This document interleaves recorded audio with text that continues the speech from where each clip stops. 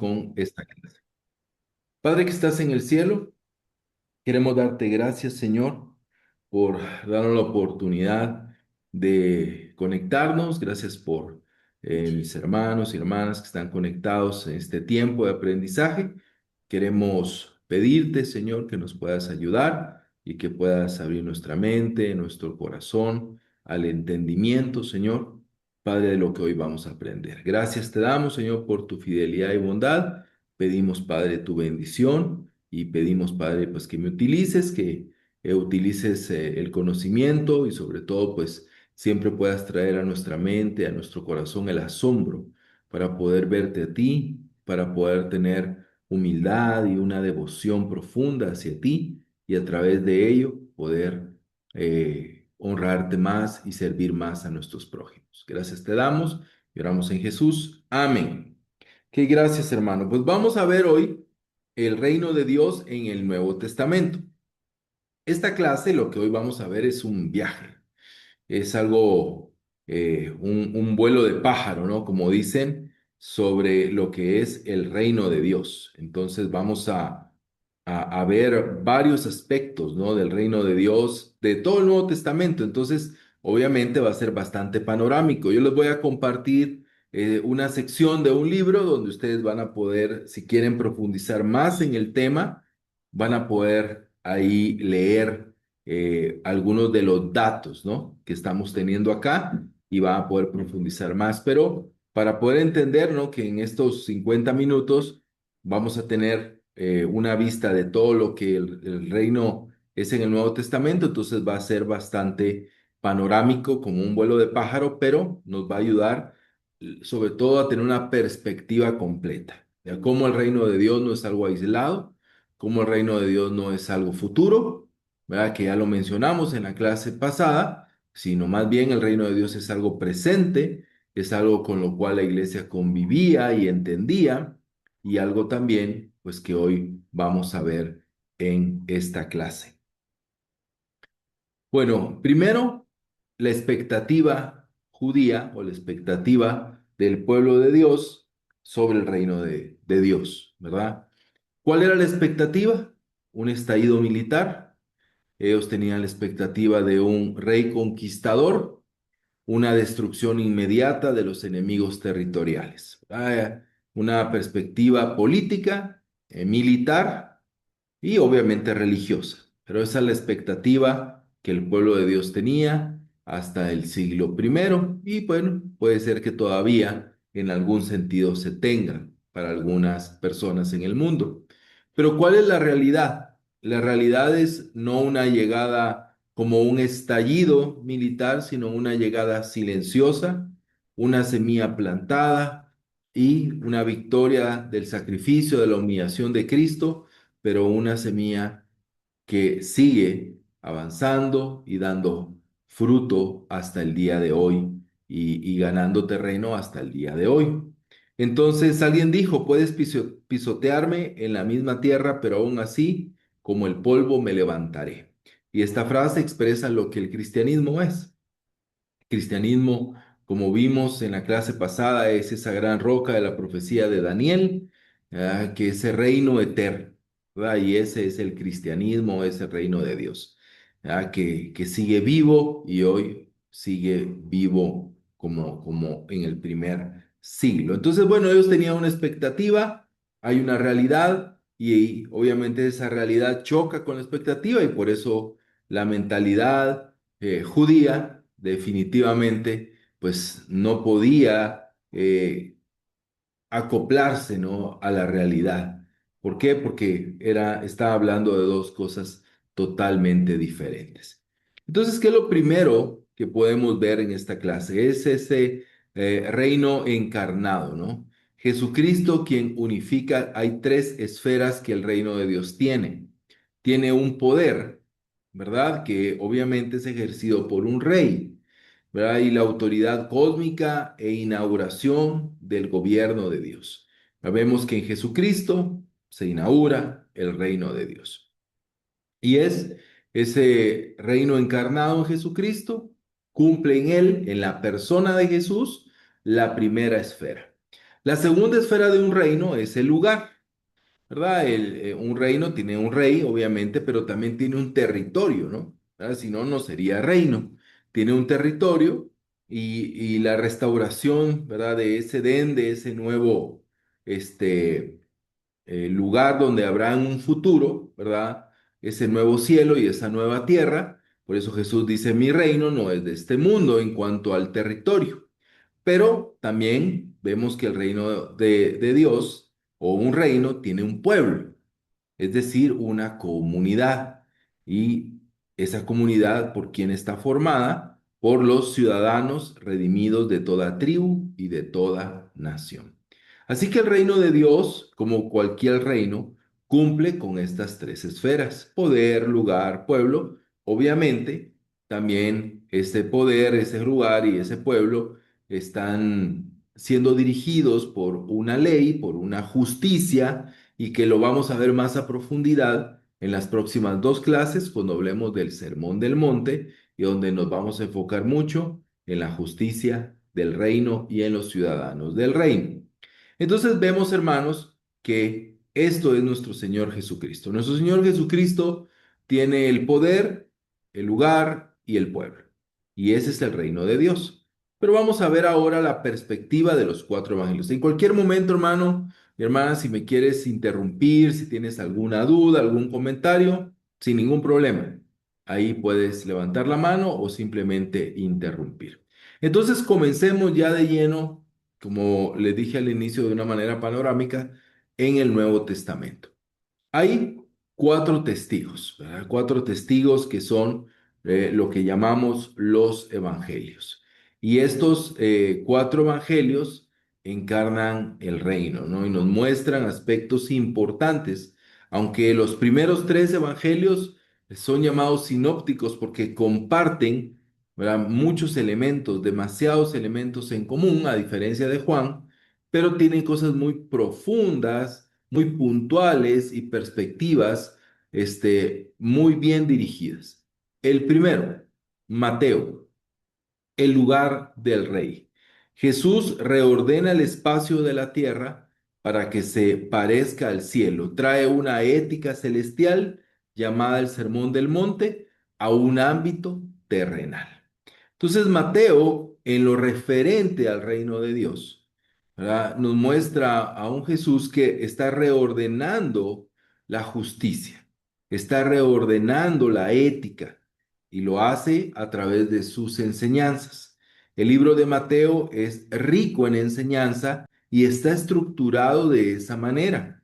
El libro de Mateo tiene una estructura muy marcada. Uno, narrativa, tiene aspectos de narrativa donde ocurren los milagros, donde ocurren las pláticas con personas, ¿verdad? Ocurren esos eventos.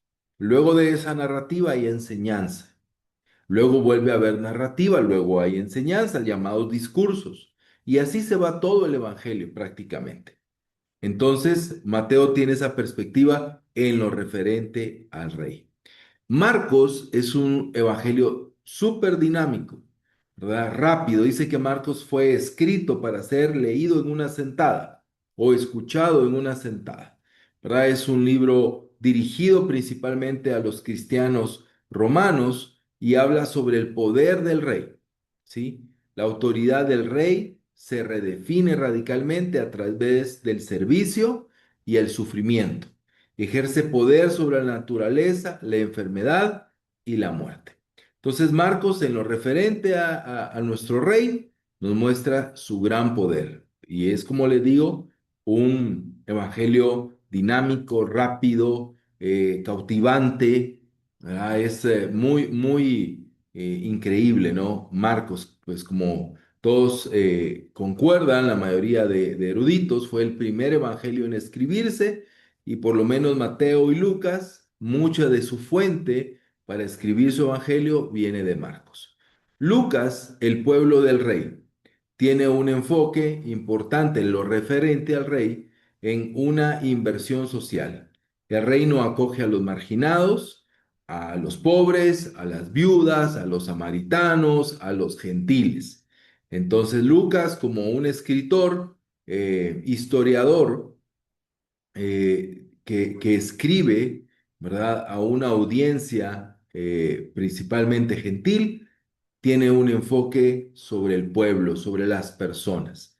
Y finalmente el Evangelio de Juan, en lo referente al reino, habla mucho de la vida en el reino. El lenguaje del reino es traducido como vida eterna, una realidad sobrenatural y presente mediada, perdón, por el verbo hecho carne. Entonces los evangelios, cuando los leemos, sí en la perspectiva de conocer a Jesús, pero también en la perspectiva de conocer el reino de Dios y entender mejor lo que es el reino, desde Mateo a Juan podemos hacer una foto completa, ¿verdad? Una foto completa de lo que es el reino. Es un lugar donde el rey reina, donde el rey reina con poder, donde el rey dirige a un pueblo escogido, ¿verdad? Donde no hay acepción de personas y donde hay una vida plena y abundante para ese pueblo. Entonces los evangelios nos revelan en lo referente al reino de Dios, ¿sí? En lo referente al reino de Dios. Las audiencias, como les digo, pues en algunos son diferentes. Se cree que Mateo escribió principalmente a los judíos por las referencias que Mateo hace a la ley, que Marcos fue básicamente, ¿verdad? El escritor o el secretario de Pedro, pero su evangelio va dirigido a una audiencia más dinámica como la romana. Lucas es mucho más abierto a una comunidad gentil y Juan escribe a una nueva generación de cristianos. Juan, ya la primera generación de cristianos había muerto. Bueno, casi en los tres evangelios fue básicamente así, pero en Juan ya era básicamente una nueva generación, ¿verdad? Una nueva generación de cristianos. Entonces, los evangelios nos muestran lo que es el reino de Dios y tenemos que verlos desde esa perspectiva. Toda la escritura culmina en una, como en una montaña, en una cima, donde encontramos un árbol, que es la cruz, ¿no? La cruz establece el reino, ¿no? Ahí en la tierra, ya consumado con un rey victorioso. La derrota terrenal, ¿verdad? De Jesús, que viene con su arresto, su juicio romano, ¿verdad? Su exilio en el Gólgota y la tumba, ¿verdad? Ahí donde muere en el Gólgota, la tumba. Y luego viene la victoria, la resurrección, la entronización, el dominio sobre Satanás y la victoria final y completa, ¿verdad? Que lo veremos en la última clase. Entonces los evangelios nos muestran al rey, nos muestran al reino, nos muestran a su pueblo, nos muestran legislación que es llamada la justicia del reino y los evangelios nos dan una perspectiva fundamental para comprender el reino de Dios. Como hablamos la semana pasada, que era un error, ¿no? Que cometíamos y que se ha cometido en muchas religiones, decir que la iglesia es el reino. Aún en el libro que van a leer, trata ese tema de que la iglesia es el reino. Pero no, la iglesia no es el reino. La iglesia es parte del reino, ¿verdad? El escritor dice que la iglesia es como el corazón del reino, pero todo lo que está a su alrededor debería de ser permeado, ¿verdad? Así como el corazón lleva la sangre a cada rincón del cuerpo, así la iglesia debería también, ¿verdad? Tener influencia y positiva, ¿no? En todos los aspectos de la vida. Pero el reino es mucho más y es lo que los evangelios nos muestran, ¿verdad? Y lo que la Biblia en general nos muestra. Entonces, esto es lo que podemos ver en los evangelios, ¿ok? ¿Alguna duda, algún comentario sobre los evangelios?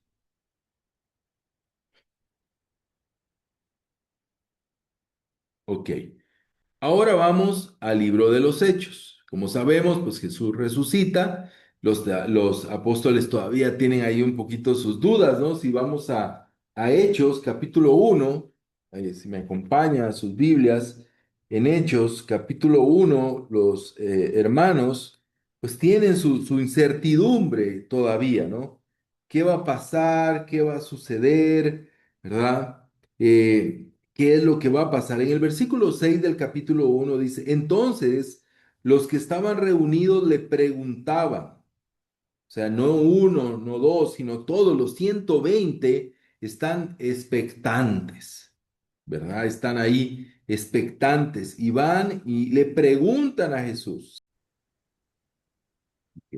Bueno, estábamos en Hechos capítulo 1. Disculpen ahí la interrupción.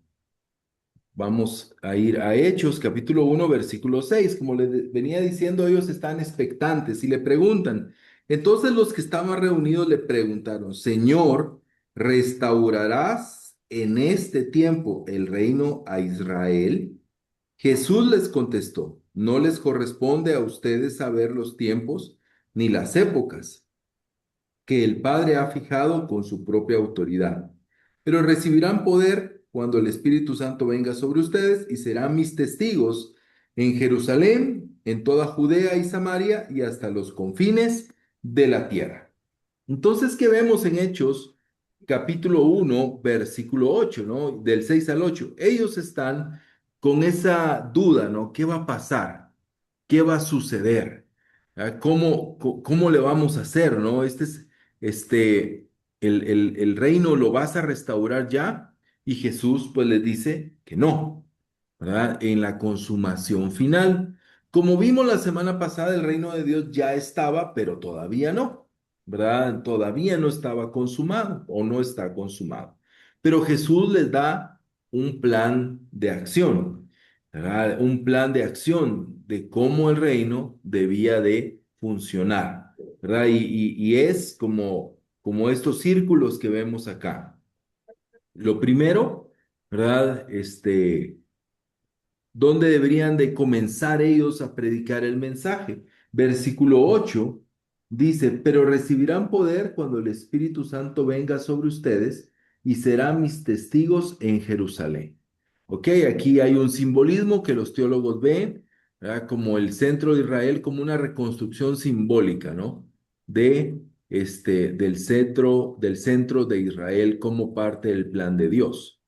La siguiente sección o el siguiente paso, ¿no? Para el avance del reino es la reconciliación, ¿no? Con Judea, el reino del sur. Cuando vemos nosotros la historia del pueblo de Israel, y cuando vemos lo que pasó, vemos una división que ocurre entre los reinos del norte, los reinos del sur. Entonces también el avance del reino en Judea tiene que ver con algo estratégico, pero también tiene que ver con esa reconciliación de Dios con los reinos del sur. Luego dice, vayan al siguiente paso, hasta Samaria. Y Samaria eran los reinos del norte. Las otras 10 tribus de Israel que fueron dispersas, ellos pues se perdieron como tribus, ellos nunca volvieron a funcionar como tribus, pero muchos de sus descendientes son los samaritanos que vivieron ahí y se mezclaron con los asirios. Pero el que el Señor dijera, bueno, tiene que ir a Jerusalén, luego a Judea y luego a Samaria, ¿ok? Esa reconciliación con los reinos del norte. Pero luego viene el último paso y dice hasta los confines de la tierra, ¿verdad? Hasta los confines de la tierra. Eso tiene que ver con esa universalización del mensaje y la inclusión de los gentiles. Entonces el reino de Dios en el libro de los Hechos funciona como un plan claro misionero, que comienza desde Jerusalén y que va avanzando paso a paso. Cuando veamos la última clase, vamos a hablar un poco de cómo el reino de Dios, cada vez que convierte a una persona, cada vez que llega a un pueblo donde no existía el cristianismo, está avanzando el reino y está quitando poder al enemigo.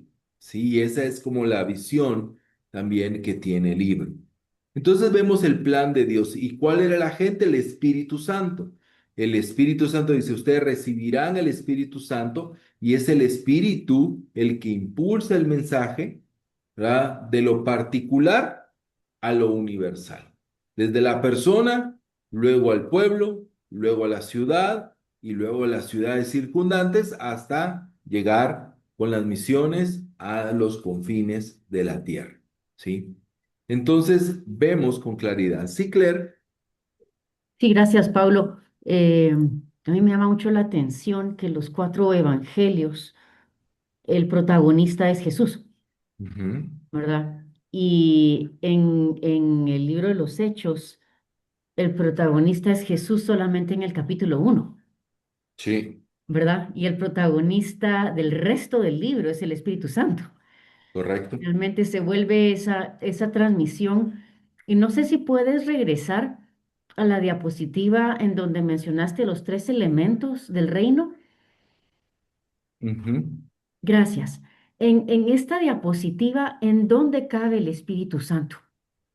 En todo, ¿Ok? ¿verdad? Creo que el Espíritu Santo obviamente está unido a la persona del Rey.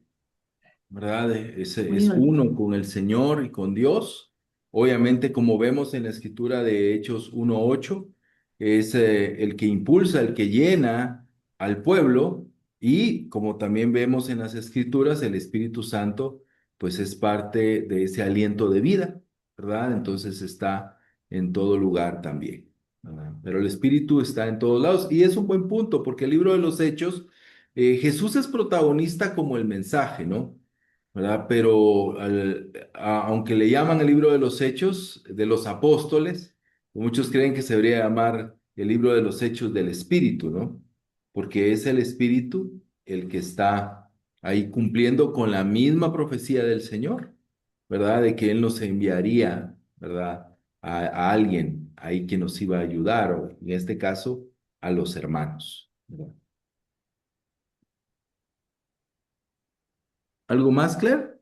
Sí, me llama la atención ahora que lo mencionas y que tienes esta diapositiva, que efectivamente el Espíritu Santo está con el Rey, ¿verdad? Está con Jesús, pero no recuerdo si en Hechos se menciona, definitivamente sí lo menciona Pablo en sus cartas, en particular en Corintios, cuando dice, no saben ustedes que ustedes son el templo en donde reside el Espíritu Santo, ¿verdad? Ujú, Y entonces el pueblo, la comunidad se vuelve como receptora de ese espíritu y ahora lo veo claramente en esta diapositiva de tres, que está íntimamente vinculada con el pueblo y que es parte de lo que mueve el pueblo de Dios y efectivamente los discípulos de ese primer siglo que avanzó el reino de Dios. Gracias. ujú. Gracias, Claire, por el comentario. Gracias. Entonces, regresando al punto de los hechos, vemos que el Espíritu Santo impulsa el mensaje. ¿Y qué vemos en el libro de los hechos? Es un mensaje apostólico, lo que permea en cuanto a la comunicación del mensaje del Evangelio. Ellos están hablando de Cristo y están predicando al Señor y están cumpliendo, obviamente, con el plan del Señor, de Hechos 1:8, llevando la iglesia de diferentes maneras y pues, diferentes circunstancias fueron las que llevaron a la iglesia a expandirse. Estaban bastante cómodos en Jerusalén, ¿verdad? Ahí estuvieron muchos años, no uno ni dos, varios años en Jerusalén, pero a partir de Hechos 8, por la persecución, en Jerusalén y Judea, pero después de la persecución, pues obviamente tuvieron que salir y cumplieron con el plan de Dios. ¿Cuál es la arquitectura del mensaje apostólico? Cristo es el Rey, ¿sí? Él es el dador de vida, Él es la salvación, solo por medio de Él se puede alcanzar la salvación y es bastante enfático el libro sobre el Rey. Nuestro Señor es Rey. La resurrección como la vindicación y coronación definitiva de Jesús. La inauguración del reino ya de una manera oficial, aunque vemos perdón, Mateo, que el reino ya está entre nosotros, como vimos la semana pasada, pero el derramamiento del Espíritu Santo como esa evidencia, ¿no? Presente del gobierno del rey, lo que vemos a partir de Hechos 2, y el plan de Dios, el cumplimiento exacto de las promesas y las narrativas de las escrituras hebreas. Vemos ahí, ellos veían eso, recuerdan la predicación de los apóstoles, ellos decían, miren lo que dijeron los profetas, miren lo que hablaron los hermanos en el pasado, se cumple en Cristo Jesús. Ellos veían en Jesús, como nosotros lo vemos, el cumplimiento del plan de Dios, exacto y certero en la persona de Jesucristo. En Hechos, el rey ha ascendido, pero el reino no desaparece, se expande a través del poder de su señorío exaltado. Entonces, esa es la visión que vemos del reino en el libro de los Hechos. Ahora veamos la teología paulina, que es un poco más extensa y compleja, pero vamos a ver algunos puntos importantes. Eh, Pablo ve a Jesús como el rey cósmico, ¿no? Pareciera un título ahí de película, pero significa que es el rey del universo, ¿verdad? En Pablo, él observaba a Cristo Jesús como el rey de todo. Vamos a ir a Colosenses 1 y vamos a leer una parte de Colosenses 1 para poder entender cuál es la visión de Pablo con respecto a Jesucristo. Colosenses 1, versículo 13 dice, porque Él nos libró del dominio de las tinieblas y nos trasladó al reino de su Hijo amado. No nos trasladará, ¿verdad? No dice nos trasladará en un futuro, no dice nos trasladó al reino de su Hijo amado. Versículo 14, en quien tenemos redención, el perdón de los pecados. Él es la imagen del Dios invisible, el primogénito de toda la creación. Ya hablamos de ese tema ahí de esta palabra, ¿verdad? Del protos en el curso pasado. Versículo 16, porque en él fueron creadas todas las cosas, tanto en los cielos como en la tierra, visibles e invisibles, ya sean tronos o dominios o poderes o autoridades. Todo ha sido creado por medio de él, dice todo el universo y para él. Y él es antes de todas las cosas y en él todas las cosas permanecen. O sea, el Señor reina el universo. Sin su dirección, el universo no puede sostenerse. Versículo 18. Él es también la cabeza del cuerpo que es la iglesia. Él es el principio, el primogénito entre los muertos, a fin de que Él tenga en todo la primacía. Porque agradó al Padre que en Él habitara toda la plenitud, y por medio de Él reconciliar todas las cosas consigo, habiendo hecho la paz por medio de la sangre de la cruz, por medio de Él. Repito, ya sean las que están en la tierra o las que están en los cielos. Y aunque ustedes antes estaban alejados y eran de ánimo hostil, ocupados en malas obras, sin embargo ahora Dios los ha reconciliado en Cristo, en su cuerpo de carne, mediante su muerte, a fin de presentarlos santos, sin mancha e irreprensibles delante de Él. Esto Él hará si en verdad permanecen en la fe, bien cimentados y constantes, sin moverse de la esperanza del Evangelio que han oído, que fue proclamada por toda la creación debajo del cielo y de la cual yo, Pablo, fui hecho ministro. ¿Qué vemos entonces en Colosenses 1?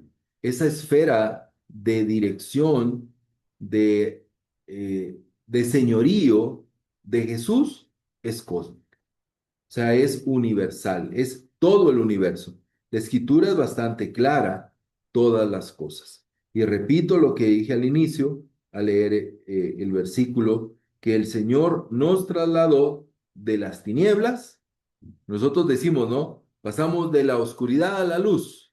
Pablo aquí dice que sí es cierto, pero aquí Pablo dice, Dios nos trasladó de la oscuridad a su reino, a su reino, donde Él gobierna y donde Él reina. En Filipenses 2, pues es la escritura que más tal vez estamos familiarizados, versículo 5.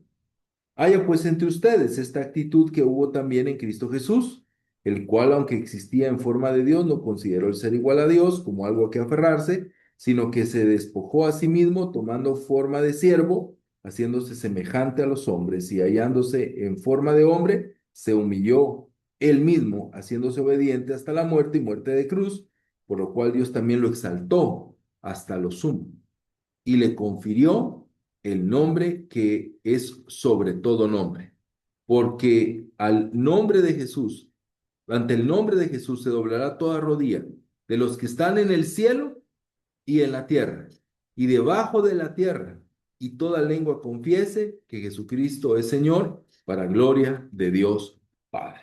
Entonces, ¿qué podemos ver? Él es la imagen de Dios, el primogénito, el dueño, el gobernante supremo de toda la creación. Él rescata a un pueblo, ¿verdad? Del dominio de las tinieblas. Él es nuestro rey conquistador, ¿verdad? El medio de la coronación fue la cruz.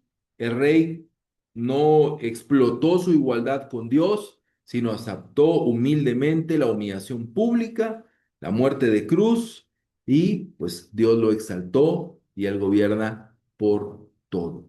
La iglesia, la tierra, el cosmos. Para Pablo, el gobierno del rey no es una noción abstracta, ¿verdad? Es la gravedad cósmica que mantiene unida toda la creación como a las congregaciones locales. O sea, el Señor es el que gobierna, el que sostiene, el que mantiene todo en orden. Esa es la visión de Pablo con respecto al reino de Dios.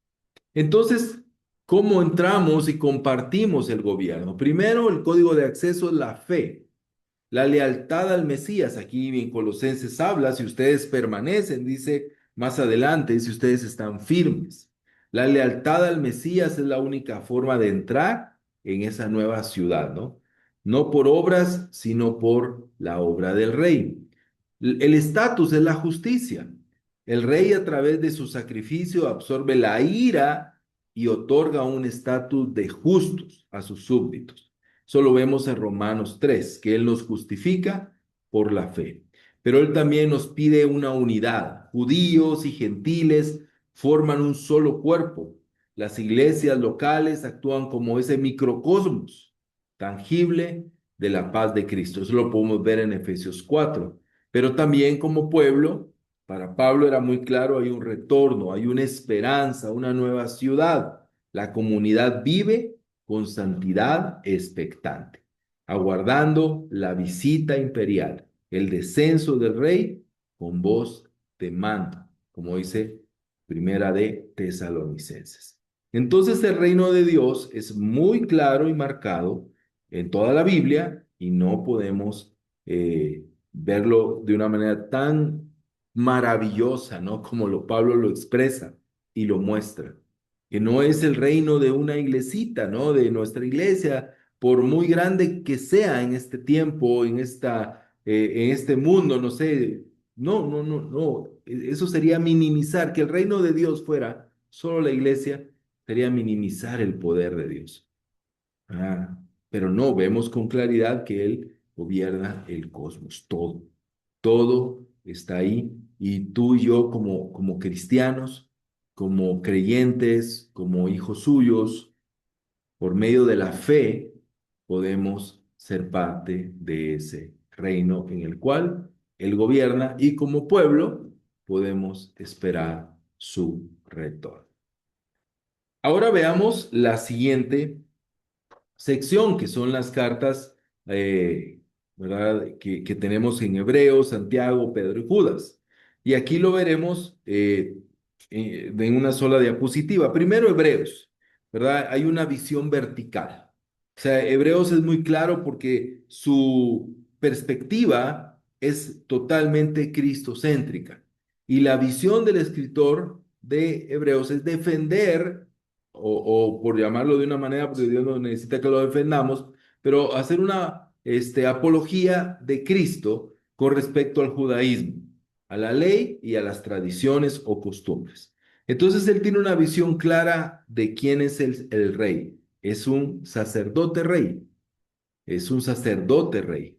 Jesús otorga un acceso superior al templo celestial. El pueblo es peregrino buscando la ciudad eterna y el verdadero descanso. Eso es lo que vemos en el libro o en la carta a los hebreos. Un pueblo que sigue como peregrino bajo la dirección del rey, buscando esa ciudad eterna y ese verdadero descanso, pero pone con claridad y contundencia que tenemos un rey que es sacerdote y rey, mediador entre Dios y los hombres.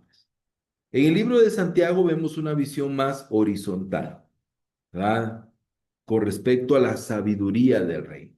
Dicen que hay mucho del Sermón del Monte en Santiago, mucho de las enseñanzas de Jesús en Santiago. Se cree que Santiago es uno de los primeros libros escritos del Nuevo Testamento, pero el libro nos muestra una sabiduría, cómo vivir en el reino, cómo vivir bajo el señorío de Jesús, sin parcialidad, sanando con las palabras, soportando pruebas. ¿Para qué? Para poder obtener al final de nuestra vida, en el retorno del Rey, esa corona de vida.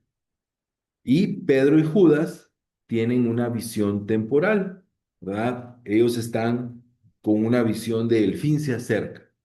Hay una identidad como exiliados, elegidos, como piedras vivas, los códigos domésticos como manuales para reflejar la paz del reino en una sociedad hostil. Habla de cómo debemos de tratarnos, cómo debemos de vivir. Y en el libro que vamos a leer, vamos a aprender mucho de eso, de esas esferas, de cómo la familia es una esfera del reino, cómo el trabajo, la comunidad es una esfera del reino y Pedro y Judas tienen una visión de cómo vivir en este mundo, cómo vivir bajo el señorío de Jesucristo, siempre teniendo una visión clara de que estamos en el reino. Y finalmente vamos a Apocalipsis.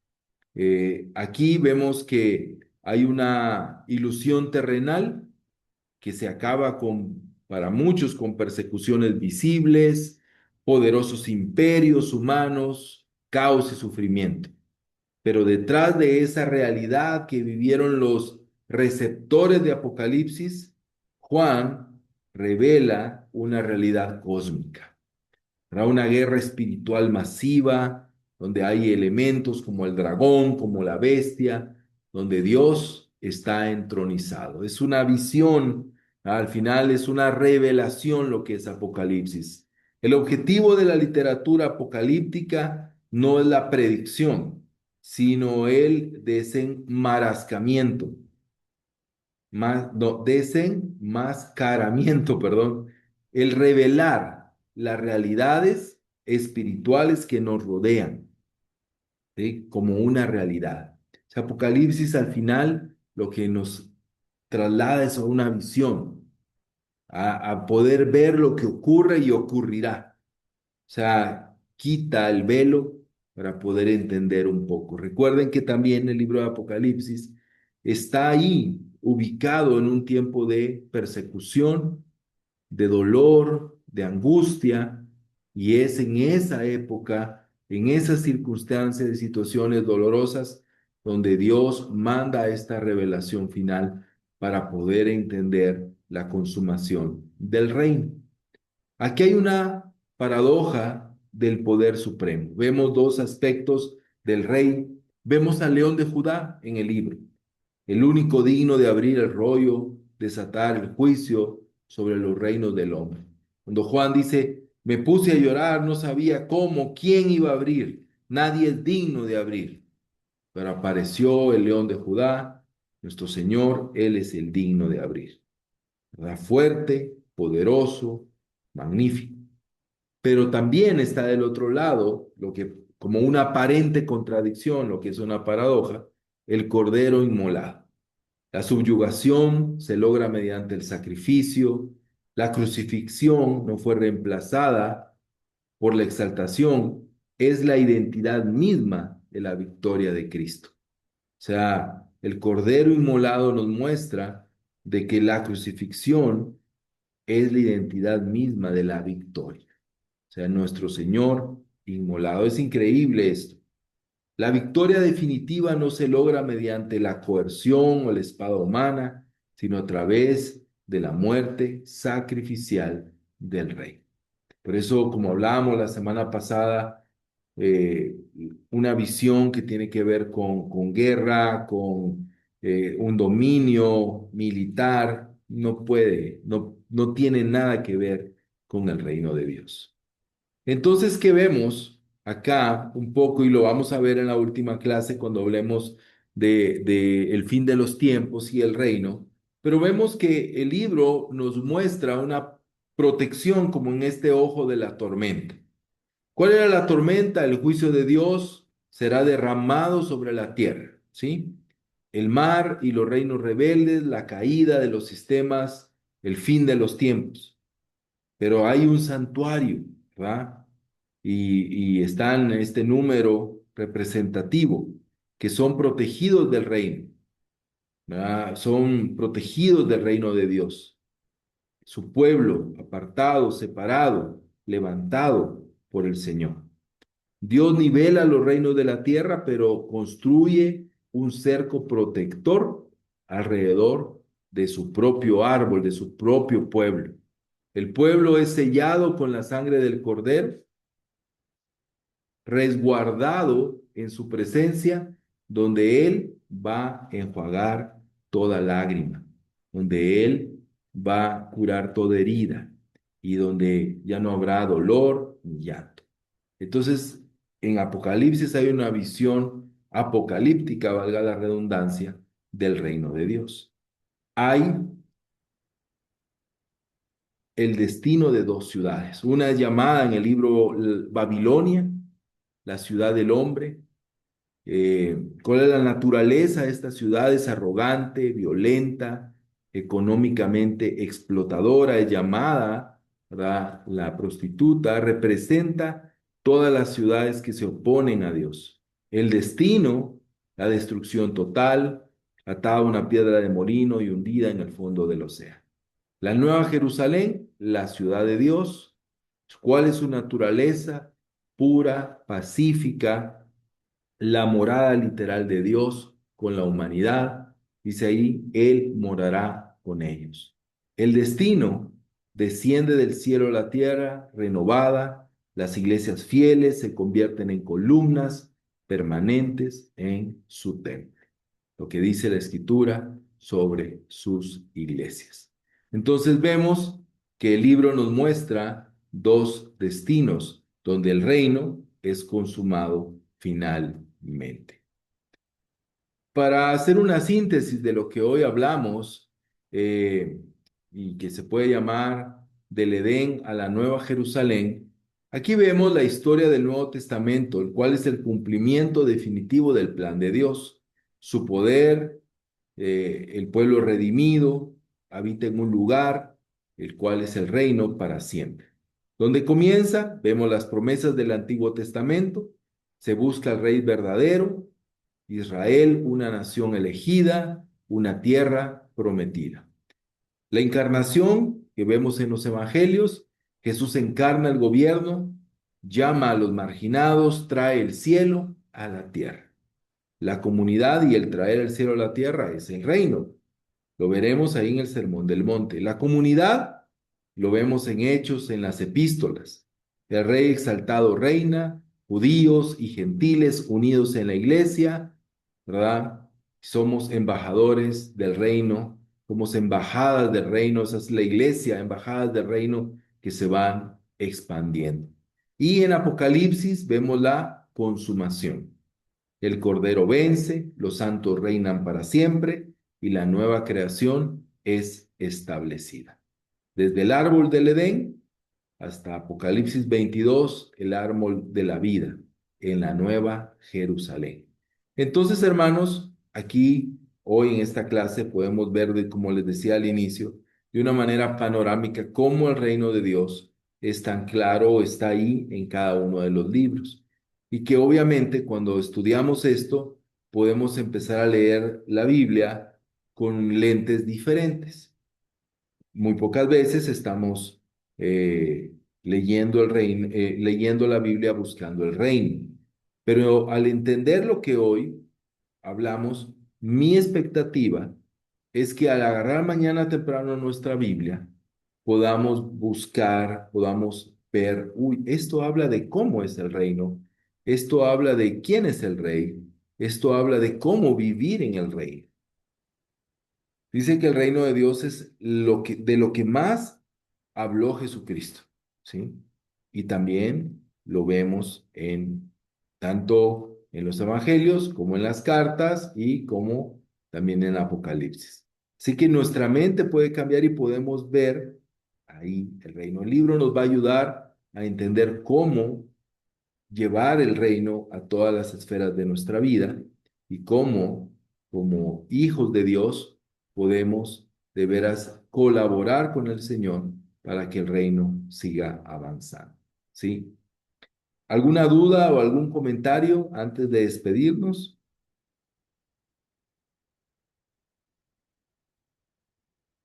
¿No? Ok, bueno, si quieren, hagamos una oración y concluimos ahí con la clase de hoy.